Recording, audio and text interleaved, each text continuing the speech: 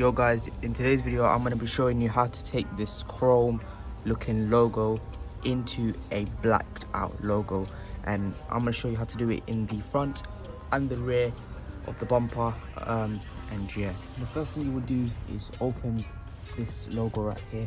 So the way you would open this logo is you would twist like to the left side, and then it should just pop out like that. So it might take a little bit of struggle, but yeah, it should just open like that, and there you go. That's how you take off the badge right here. Now the first thing we have to do is sand the surface of this, since it's quite dirty. It's got rough sort of edges, and obviously we need something for this paint to stick to, so roughing up the surface would have the paint something to stick to, and it won't just, you know, wipe off or something like that. So we're going to be using sandpaper. Ideally you want to use 800 grit, so because that means it balances out. It's not too rough to the point that it will scratch the paint and the paint job will look like rubbish, but it's also enough to actually make the plastic stick onto something. So yeah, you want to scrub the whole area through the crevices a little bit as well with 800 grit sandpaper. So yeah,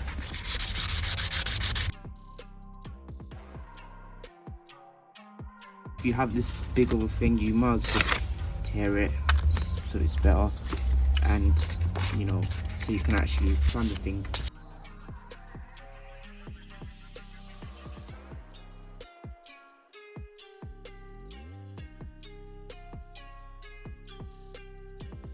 So basically, after you sand the whole thing down, yeah, obviously your one wouldn't require that much, you know, sanding, but mine was quite, you know, rough and dirty. So yeah, so I had to sand mine quite a bit. So after you can feel it like smooth, like everywhere, what you want to do then, you want to get something like, you know, soapy water, or if you do have rubbing alcohol, you want to just wipe this thing down so the actual dirt will get off and dip with the paint surface.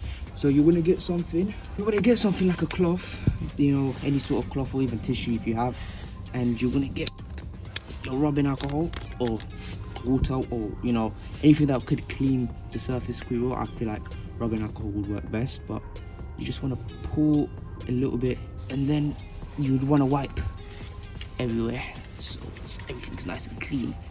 And it's also a good thing to have like a little bit of a light color so you can actually see the dirt, and you have to make sure that everything is clean, because you really do not want this to be dirty, otherwise the paint will, like, it would stick, but it won't be smooth of a paint job. There will be quite a lot of bumps, and you don't want that. So you want to make sure you take your time and effort, make sure everything is clean.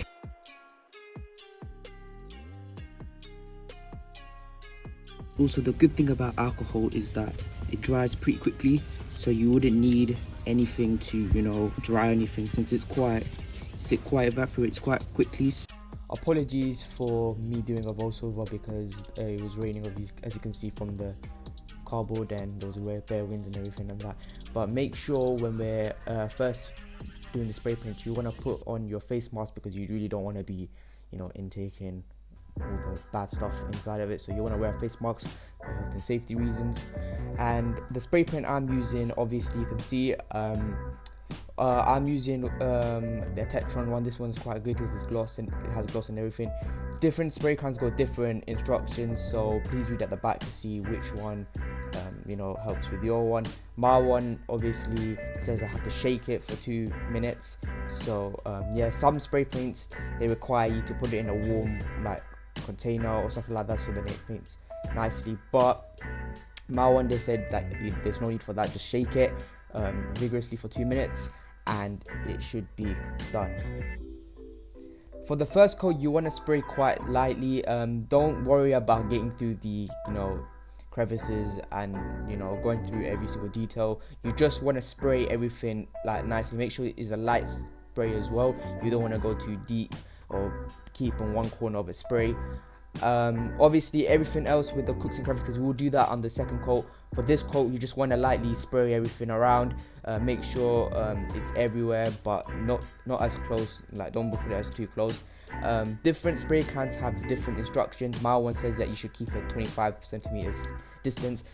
Most spray cans probably does the same thing, but I'm not quite sure. This is why you should read at the back of the spray can, because different spray cans have different instructions of how the paint should stick. Also, make sure when you're spraying, you identify if there's any like drips coming from the paint. So if you ever see any sort of drips, then that means you're spraying a bit too close and a lot of like paint is coming out of the can. So to prevent that, stay calm, stay distant, do not go too close, and if you have to, spray really lightly because it's only the first coat. You don't really want to spray too much. Obviously, if you're seeing like there's parts that haven't sprayed, do not worry. There's the reason why there's a second coat, so that when we inspect after like a little bit of drying, we can see where we have to spray quite a lot on. After letting it dry for 10 to 15 minutes, depending on what can you got, you now want to start on your second coat.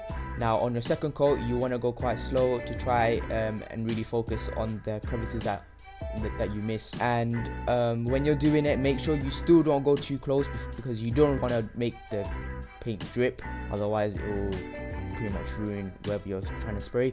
But make sure you keep a distance, but still go quite slow so you really get the thick layer of paint that it needs, so it looks good.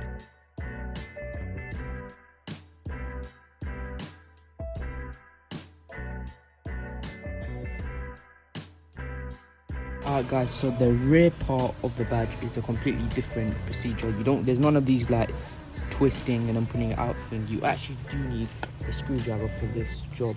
So what you want to do, right, is you want to put this like that and get a flathead screwdriver and just like slowly pry the thing.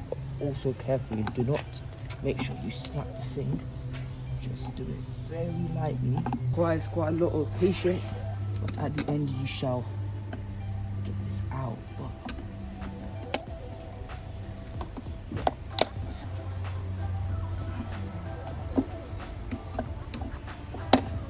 So you see, we've gotten this out. What is it? Yeah, we've got this out.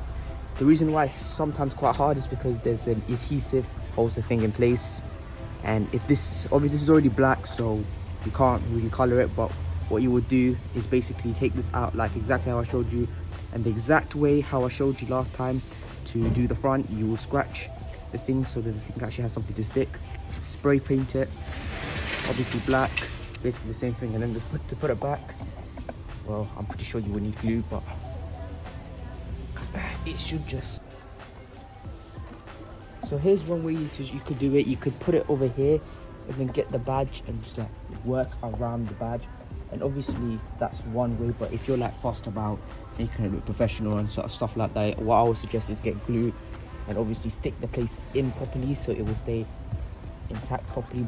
But doing it like this should work, because obviously you're not opening at that side. You got to open the boot, you will do that side, and there's nothing affecting the badge at that point, so everything should be fine. But obviously there's a professionalism. If you want to do it professionally, you can just get glue, something like super glue, something like that, go around for where the line is meant to be around, stick it in place. Make sure you don't put a lot of it, so then, you know, these glues right here, like obviously super glue doesn't come out.